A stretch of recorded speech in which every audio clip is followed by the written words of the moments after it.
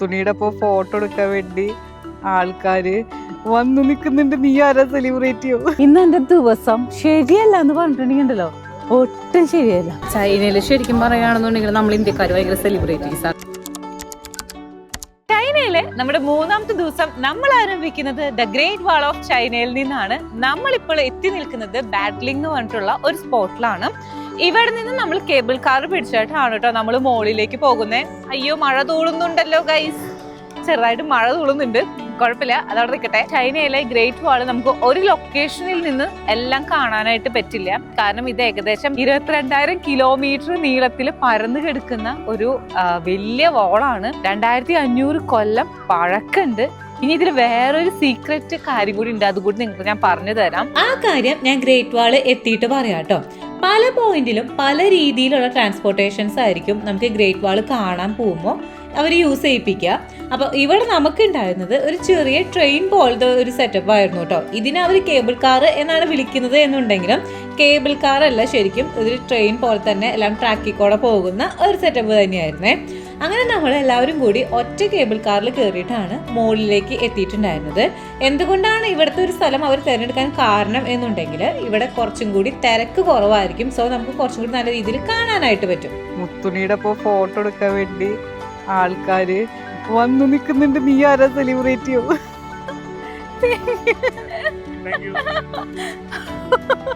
നീ ആരാ? നീ വലിയ സെലിബ്രേറ്റ് ചെയ്യാന്ന് വിചാരിച്ചവര്. നമ്മൾ ആദ്യം വിചാരിച്ചത് നമ്മൾ ക്യാമറ ഒക്കെ കൊണ്ട് നടക്കുന്ന കാരണം കൊണ്ട് നമ്മൾ സെലിബ്രിറ്റീസ് ആയിരിക്കും എന്ന് വിചാരിച്ചിട്ട് നമ്മുടെ ഒപ്പം ഫോട്ടോ എടുക്കാൻ വന്നതാണ് എന്നാണ് കേട്ടോ. പക്ഷെ അങ്ങനെയല്ല, ചൈനക്കാർക്ക് നമ്മുടെ ഒപ്പം നിന്ന് ഫോട്ടോ എടുക്കാനൊക്കെ ഭയങ്കര ഇഷ്ടമാണ് കേട്ടോ. എനിവേ അതവിടെ നിൽക്കട്ടെ, നമുക്ക് നമ്മുടെ ഗ്രേറ്റ് വാൾ ഓഫ് ചൈന കാണാല്ലേ. നമ്മൾ ഇപ്പൊ കയറിക്കൊണ്ടിരിക്കുന്നത് ഇവിടുത്തെ വാച്ച് ടവർ ആണ് കേട്ടോ. ഇതേപോലത്തെ ഏകദേശം 25,000 വാച്ച് ടവറുകൾ ഈ ഗ്രേറ്റ് വാൾ ഓഫ് ചൈനയിൽ ഉണ്ട് എന്നാണ് പറയുന്നത് കേട്ടോ. എല്ലാ കോട്ടയും എല്ലാ മതിലുകളും ഉണ്ടാക്കുന്നത് ശത്രുക്കളിൽ നിന്ന് രക്ഷ നേടാൻ വേണ്ടി തന്നെയാണ്. അതേപോലെ തന്നെയാണ് ഈ ഒരു ഗ്രേറ്റ് വാളും ഉണ്ടാക്കിയിരിക്കുന്നത്. ഇവർക്കും ഇവരുടെ ശത്രുക്കളിൽ നിന്ന് രക്ഷ നേടാൻ വേണ്ടിയിട്ട്. ഇവരുടെ മെയിൻ ശത്രു എന്ന് പറയുന്നത് ആ സമയത്ത് മംഗോളിയൻസ് ആയിരുന്നു. സോ അവരുടെ ഭാഗങ്ങളിൽ നിന്നും രക്ഷപ്പെടുന്നതിന് വേണ്ടിയിട്ട് ആദ്യം കുറച്ചിച്ച് ഉണ്ടാക്കി തുടങ്ങി. പിന്നെ ഇതെല്ലാം കൂടി അങ്ങ് യോജിപ്പിക്കുകയായിരുന്നു ഉണ്ടായിരുന്നത് കേട്ടോ.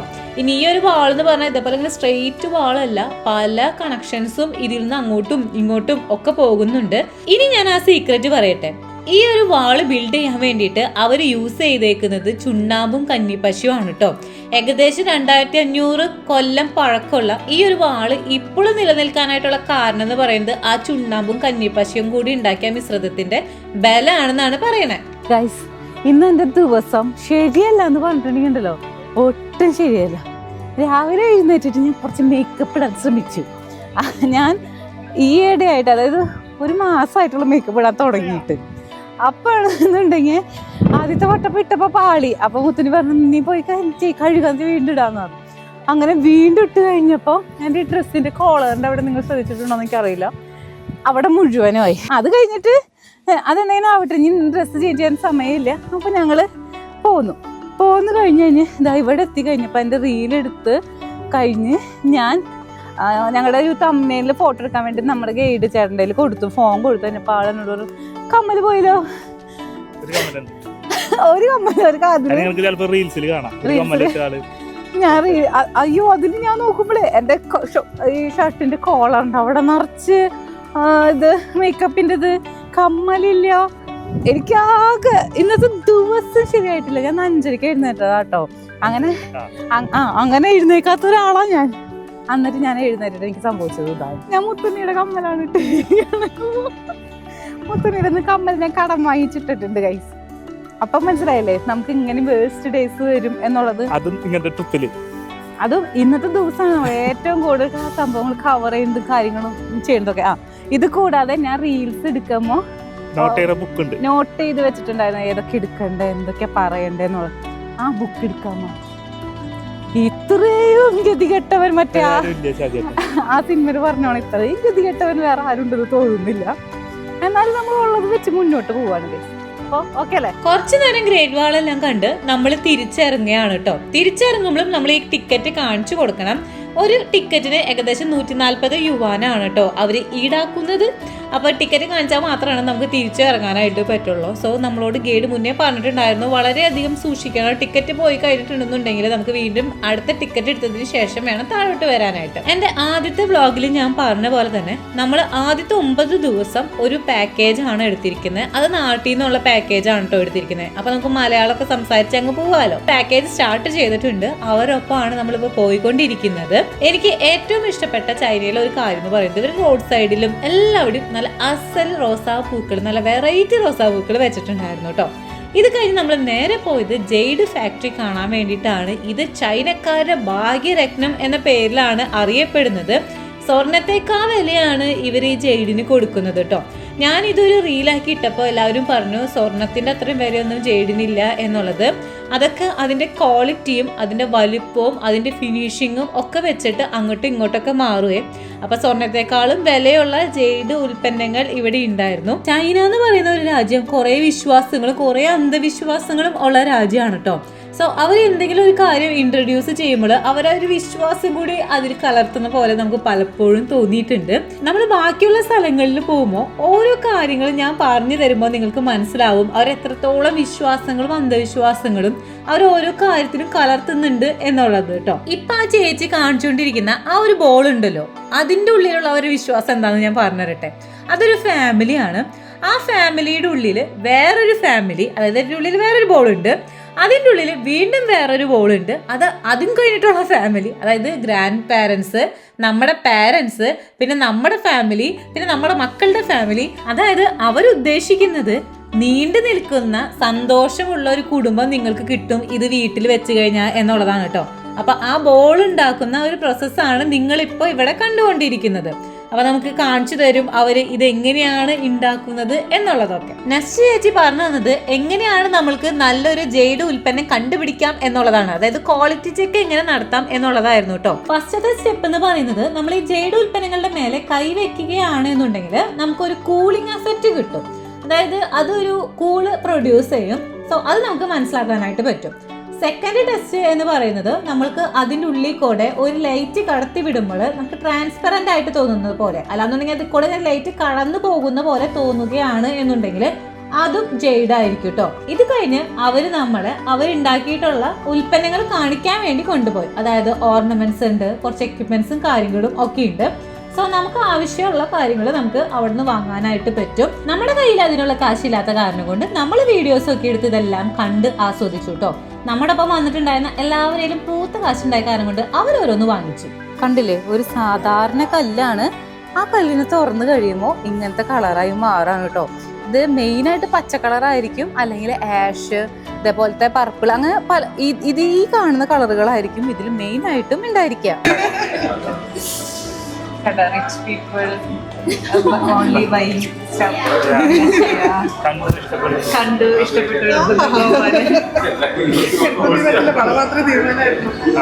നെക്സ്റ്റ് ലക്ഷ്യം എന്ന് പറഞ്ഞിട്ടുണ്ടെങ്കിൽ ചൈനീസ് ഫുഡ് കഴിക്കുക എന്നുള്ളത് തന്നെയായിരുന്നു. അപ്പൊ പലതരം ചൈനീസ് ഫുഡുകൾ ഇങ്ങനെ ടേബിളുകൾ നിരത്തി വെച്ചിട്ടുണ്ടായിരിക്കും. സോ നമുക്ക് അതിൽ നിന്ന് ഇഷ്ടപ്പെട്ടത് എന്താണോ അത് എടുത്ത് കഴിക്കുക എന്നുള്ളതായിരുന്നു. പാക്കേജുകാർ മുന്നേ പറഞ്ഞിട്ടുണ്ടായിരുന്നു ഉച്ചയ്ക്ക് നമുക്ക് ചൈനീസ് ഫുഡും വൈകിട്ട് നമ്മൾക്ക് ഇന്ത്യൻ ഫുഡ് ആയിരിക്കും തരിക എന്നുള്ളത്. സോ ഞാൻ കുറച്ച് ബാർലി വെള്ളവും കുറച്ച് ചൈനീസ് ഫുഡ് എടുത്ത് കഴിച്ചു. ഫുഡൊക്കെ കഴിച്ച് ഇനി അടുത്തത് പോകുന്നത് എവിടേക്കാണ്? സമ്മർ പാലസിലേക്കാണ് കേട്ടോ പോകുന്നത്. ഞങ്ങൾ ഗൈഡിന്റെ തൊട്ട് പിന്നാലെയുണ്ട്. ഗൈഡിന് നമ്മൾ പറയുന്നതൊന്നും മനസ്സിലാവുന്നില്ല, ആള് ചൈനീസുകാരനാണല്ലോ.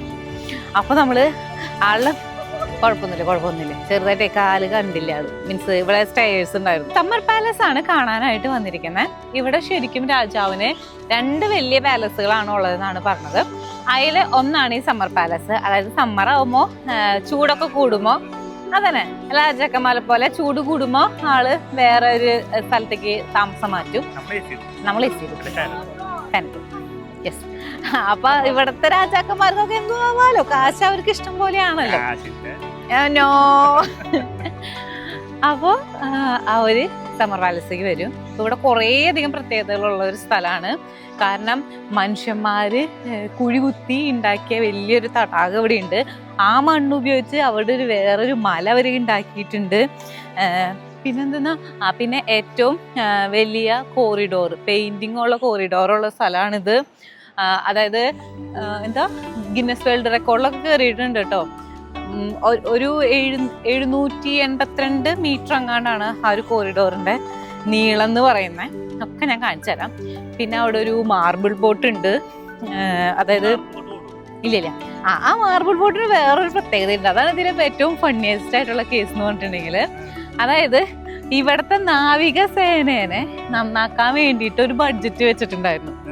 ആ ബഡ്ജറ്റ് എടുത്തിട്ടാണ് ഈ ചക്രവർത്തി ഈ ഒരു ബോട്ട് ഓടാത്ത ബോട്ട്. അത് ആൾക്കാർ എടാ അതെ ആ തടാകത്തിന്റെ ഞാനൊന്ന് പറഞ്ഞു തീർക്കട്ടാ. അതായത് ആ തടാകത്തിന്റെ സൈഡിലിരുന്നിട്ട് അയാൾക്ക് ചായ കുടിക്കാൻ വേണ്ടിട്ട് അയാൾ എന്ത് ചെയ്തു, ഒരു ബോട്ട്, അതാണെങ്ങാത്തൊരു ബോട്ട് ഉണ്ടാക്കിയാ വെച്ചു. അപ്പൊ നാവികസേന കരയിലായി, ബോട്ട് വെള്ളത്തിലുമായി. പിന്നീട് അത് പുറത്തേക്ക് വന്ന കഥ എന്ന് വെച്ചിട്ടുണ്ടെങ്കിൽ, അത് ഇവിടുത്തെ ചക്രവർത്തിമാരുടെ ആ ദൃഢതേനയും ഒരിക്കലും മുങ്ങുമില്ല എന്നുള്ളത് ആ ഒരു ഇതാണ്. ഞാൻ പിന്നെ പറയാം, കേടുപെട തുടങ്ങിയിട്ടുണ്ട്. എന്തുകൊണ്ടാണ് ഇവിടെ പൈൻ ട്രീസ് യൂസ് ചെയ്യണമെന്ന് അറിയാം നിങ്ങൾക്ക്? അതിന് എല്ലാ സമയവും ഗ്രീൻ കളർ ഉണ്ടായിരിക്കും. അത് ഇവർക്ക് എന്താ പറയുക, ഭയങ്കര ഐശ്വര്യമാണെന്നാണ് ഇവർ ഉദ്ദേശിക്കുന്നത് കേട്ടോ. അതായത് എപ്പോഴും ഗ്രീൻ കളർ ഉണ്ടാവുക എന്ന് പറയുന്നത് നല്ലതാണെന്നാണ് ഇവർ പറയുന്നത്. അതെ, മുത്തോണി കുറെ കാലമായി അത് ചുമന്ന് നടക്കണം. പക്ഷെ ഇതുവരെ അത് യൂസ് ചെയ്തിട്ടുണ്ടായി. നമ്മുടെ കുറെ എക്യുപ്മെന്റ്സ് ഉണ്ട്, പക്ഷെ നമ്മളത് യൂസ് ചെയ്യാറുണ്ടായിരുന്നില്ല. ഞാൻ പറഞ്ഞില്ലേ, ഞാൻ കൂടുതൽ നമ്മൾ ക്വാളിറ്റി കൊടുക്കാൻ ശ്രമിക്കുന്നുണ്ട് എന്നുള്ളത്. ഇപ്പോൾ കാണാൻ പോകുന്നതാണ് ശരിക്കുമുള്ള ആ ഒരു ചക്രവർത്തി താമസിച്ചിരുന്ന സ്ഥലം കേട്ടോ. എല്ലാവരും സ്റ്റെപ്പാണ്, വളരെ സൂക്ഷിച്ചു വേണം നമ്മൾ ഇവിടെ നടക്കാനായിട്ട്. എന്താ പറഞ്ഞ, രാജാവും രാജ്ഞിയും ഒരുമിച്ച് താമസിക്കില്ല എന്നാ? രാജാവ് ഇവിടെ താമസിക്കും, രാജ്ഞിന്റെ പുറകിലൊരു എവിടെയെങ്ങാണ്ട് താമസിക്കും.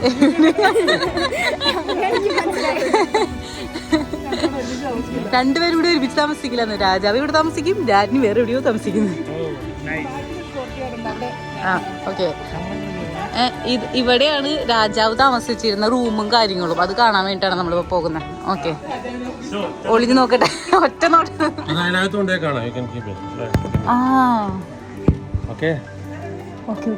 കണ്ട് ഓക്കെ.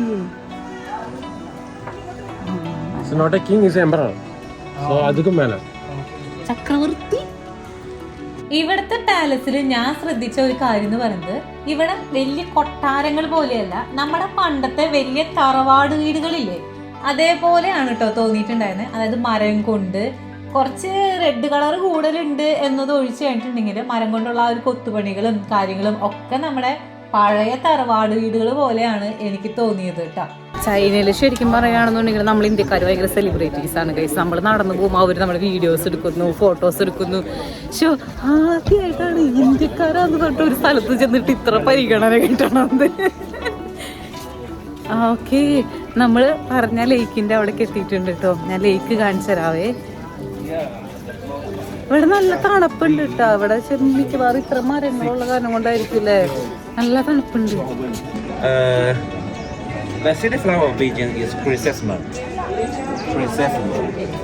ഇതാണ് ആ പറഞ്ഞ മാൻ മെയ്ഡ് തടാകം കേട്ടോ.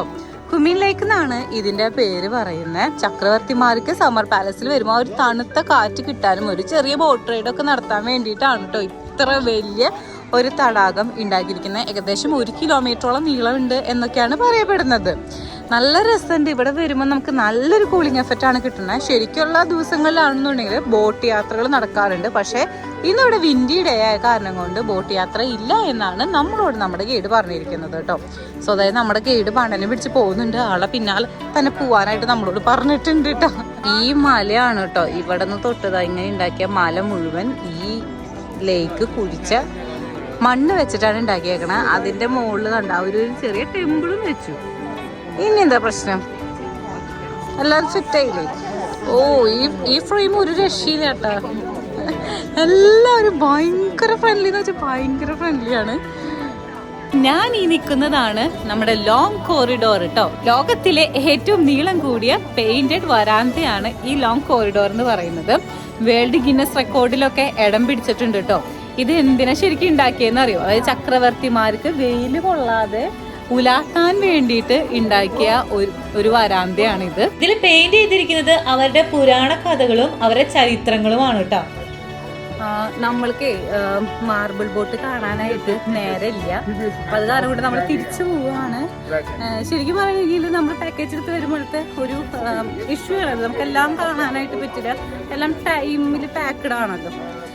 സോ നമ്മൾ ചെറിയൊരു ഷോട്ട് എടുത്തിട്ടുണ്ട്, നിങ്ങൾക്ക് അത് കാണിക്കാം. മീൻസ് ഞാൻ റീൽസ് ആയിട്ട് ചെയ്യാമെന്ന് വിചാരിച്ചിട്ടുണ്ട്. നമ്മൾ കുറേ ദൂരം പോകാനുണ്ട്. സോ അവർ പറഞ്ഞ ഒരു ടൈം പരിധിയിൽ നമുക്കത് പോയിട്ട് കവർ ചെയ്ത് വരാനായിട്ട് പറ്റത്തില്ല. സോ നമ്മൾ ജസ്റ്റ് കോറിഡോർ പോയി ഞാൻ തിരിച്ചു ഓടിക്കൊണ്ടിരിക്കുകയാണ്. നിറച്ച ആൾക്കാരാണ്, ആൾക്കാരെ തട്ടിയിട്ട് നടക്കാനും പറ്റുന്നില്ല. ബട്ട് എനിവേ എൻ്റെ നാണവും മാനൊക്കെ പോയി. പണ്ട് എനിക്ക് റീൽസൊക്കെ എടുക്കുമ്പോൾ അയ്യോ അവർ നോക്കുന്നു ഇവർ നോക്കുന്നു നമ്മളെന്ത് ചെയ്യും അങ്ങനെയൊക്കെ ആയിരുന്നു. പക്ഷേ ടൈമില്ലാണ്ടായിപ്പോൾ എൻ്റെ എല്ലാ നാണവും മാനവും പോയി. ഞാൻ പറയുന്നത് വേഗെടുത്തു റീൽസാ വീഡിയോ എന്താണെന്ന് വെച്ചാൽ ആരെങ്കിലും നോക്കിക്കോട്ടെ, എനിക്കൊരു പ്രശ്നമില്ല എന്നുള്ളത്. പിന്നെ ഇവിടുത്തെ ആൾക്കാർ നമ്മളോട് ഭയങ്കര സഹകരണമാണ് കേട്ടോ. അതായത് നമ്മളെ ഞാൻ പറഞ്ഞില്ലേ മുമ്പത്തെ ഇതിൽ, അതായത് ഇന്ത്യക്കാരൻ എന്ന നിലയിൽ എനിക്ക് ആദ്യമായിട്ടാണ് ഒരു സ്ഥലത്ത് പോയിട്ട് ഇത്ര റെസ്പെക്റ്റ് കിട്ടുന്നത്. അത് വേറെ എവിടെ നിന്നല്ല, എനിക്ക് ചൈനയിൽ നിന്ന് കിട്ടിയേക്കണത് കേട്ടോ.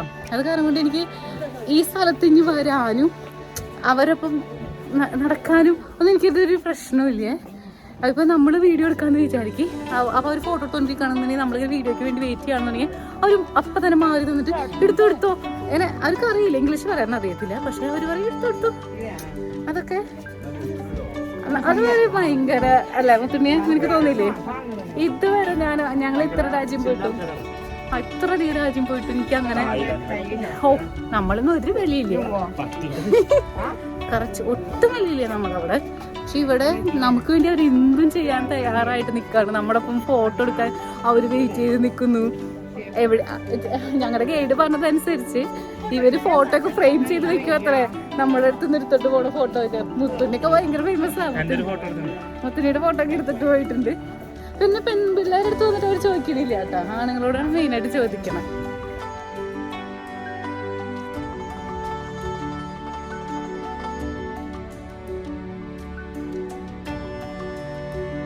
അടുത്തത് കുൻഫു ഷോ കാണാൻ വേണ്ടിയിട്ടാണ് കേട്ടോ എത്തിയിരിക്കുന്നത്.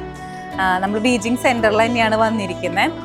കുൻഫു എന്ന് പറയുകയാണെന്നുണ്ടെങ്കിൽ അതിൽ കുറേ കാര്യങ്ങൾ പറയാനുണ്ട്. കാരണം നമുക്ക് മലയാളികൾക്ക് അഭിമാനിക്കാനായിട്ടുള്ള ഒരു കാര്യം കൂടി കുൻഫുലുണ്ട് കേട്ടോ. ചരിത്രകാരന്മാർ പറയുന്നത് ഈ കുൻഫു ഷോ എന്ന് പറയുന്നത് ബോധിധർമ്മൻ എന്ന് കുൻഫു എന്ന് പറയുന്നത് ബോധിധർമ്മൻ എന്ന് പറയുന്ന ഒരു വ്യക്തി നമ്മുടെ കേരളത്തിലെ കളരിപ്പയറ്റിൽ നിന്നും ഇൻസ്പയർഡ് ആയിട്ട് ഉണ്ടാക്കിയതാണ് എന്നാണ് കേട്ടോ. അതായത് കുൻഫുവിന്റെ ഉറവിടം നമ്മൾ നോക്കി ചെല്ലാണെന്നുണ്ടെങ്കിൽ നമ്മുടെ മലയാളി മണ്ണിൽ തന്നെയാണ് ഇത് എത്തുന്നത്. അത് കേട്ടപ്പോൾ നമ്മൾക്കും ചൈനക്കാർക്കും തമ്മിൽ നല്ല ബന്ധമുണ്ട്. പിന്നെ കുൻഫു എന്നൊക്കെ കേൾക്കുമ്പോൾ ആദ്യം തന്നെ നമ്മുടെ മനസ്സിൽ ഓടിയെത്തുന്നത് നമ്മുടെ ചെറുപ്പകാലത്ത് നമ്മുടെ ജാക്കി ചായൻ എന്നാണ് സൂര്യ ടി വിയിൽ പറയാമെന്നാണ് എൻ്റെ ഓർമ്മ. ജാക്കി ചായന കുറച്ച് മെമ്മറി ലോസ് ഒക്കെ വന്നിട്ടുണ്ട്, വയസ്സാവൽ അതിൻ്റെയാണ്, നാക്കോടിക്കുന്നതിൻ്റെ അല്ല, മെമ്മറി ലോസ് ആണ് കേട്ടോ. അപ്പോൾ അങ്ങനെ ഒരു ബന്ധം ഇതിൻ്റെ പിന്നിലുണ്ട്. പിന്നെ ഈ കലയുടെ വേറൊരു പ്രത്യേകത എന്ന് പറയുന്നത് ഇത് ജസ്റ്റ് ഒരു ആയോധന കല മാത്രമല്ല കേട്ടോ, ഇതൊരു ജീവിത ശൈലിയാണ്. അതായത് മനസ്സിനെയും ശരീരത്തെയും ഒരേപോലെ നിയന്ത്രണത്തിൽ കൊണ്ടുവരാൻ പറ്റുക എന്നുള്ളതാണ് ഒരു കുൻഫു മാസ്റ്ററെ സംബന്ധിച്ച അയാളുടെ വിജയം.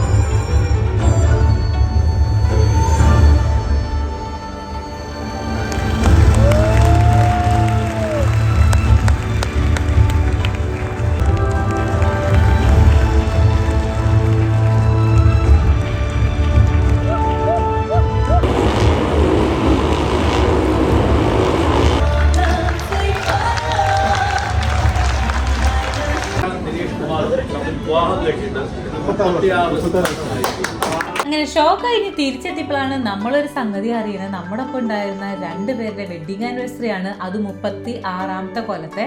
സോ ഒരു ചെറിയ കേക്ക് കട്ടിംഗ് ഒക്കെ വെച്ചിട്ട് നമ്മൾ അത് സെലിബ്രേറ്റ് ചെയ്തു. ആൻറ്റിക്ക് ആൻറ്റിയുടെ ഫേസ് സോഷ്യൽ മീഡിയയിൽ പബ്ലിഷ് ചെയ്യുന്നതോട് താല്പര്യമില്ല എന്ന് മുന്നേ കുട്ടി പറഞ്ഞിട്ടുണ്ടായിരുന്നു. സോ ഞാൻ ചെറിയൊരു പൂവൊക്കെ ഇട്ടിട്ട് നല്ല ഭംഗിയാക്കി എടുത്തിട്ടുണ്ട് കേട്ടോ ആളെ. അപ്പം നമ്മുടെ ഇന്നത്തെ വ്ളോഗ് നമ്മൾ ഇവിടെ അവസാനിപ്പിക്കുകയാണ്. അടുത്ത ദിവസത്തെ വ്ളോഗുമായി ഞാൻ ഉടനെ എത്തുന്നതായിരിക്കും. അപ്പോൾ അതുവരെ എല്ലാവർക്കും ബൈ.